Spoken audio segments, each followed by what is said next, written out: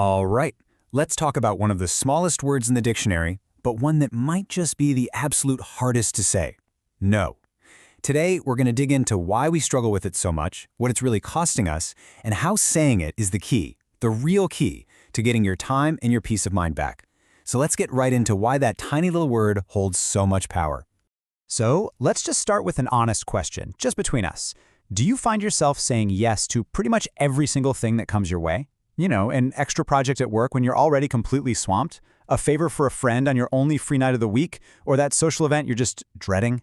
If any of that is ringing a bell, believe me, you are not alone. So why do we do this to ourselves? If we know it stretches us way too thin, why do we keep falling into what you could call the yes trap?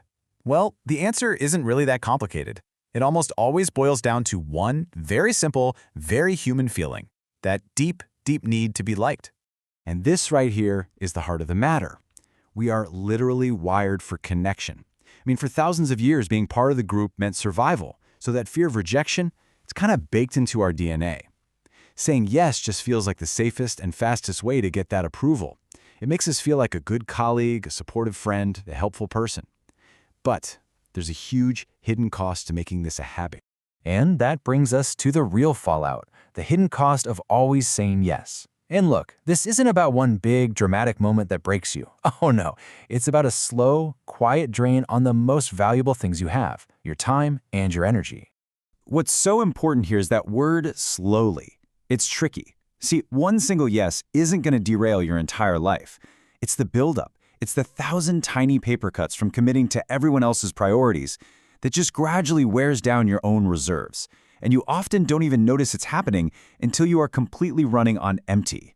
And this drain, it shows up in some very real ways. You start to feel tired, and I don't just mean physically.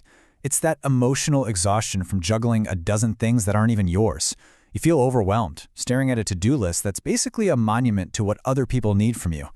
And maybe the worst part of all, you start to feel a little bit lost, kind of disconnected from your own goals, like you're just living someone else's life instead of your own. So what's the fix? What's the antidote to this slow drain? Well, it's not about becoming selfish or unhelpful, not at all. It's about completely redefining the word no.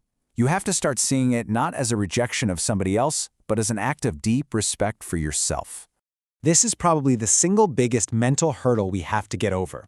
We've been taught to believe that saying no is rude, that it's going to cause conflict or let people down. But here's the thing you have to remember. Setting a boundary is not an act of aggression. It's an act of self-preservation. It's just you communicating your own limits. That's it.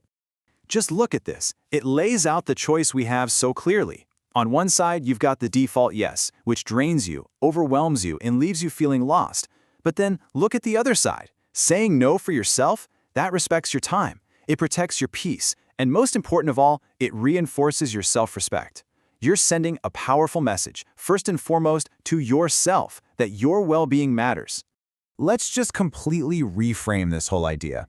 Saying no isn't admitting that you're weak or that you can't handle something. No way. It's a declaration of your own priorities. It's a statement of strength and clarity.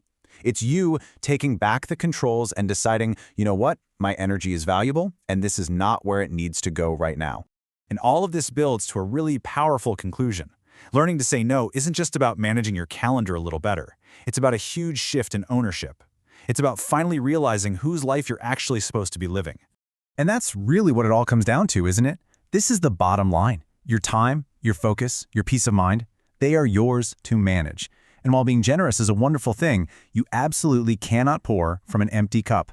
You're the one in charge of your own life, and you, and only you, get to decide how your resources get spent. So we'll just leave you with this final thought. The very next time a request comes your way, one you know is going to stretch you too thin, that doesn't line up with your goals, or that you just flat out don't have the energy for, what are you going to do? Can you say no? Not because you're being mean, but out of pure respect for yourself, because that is when it really matters.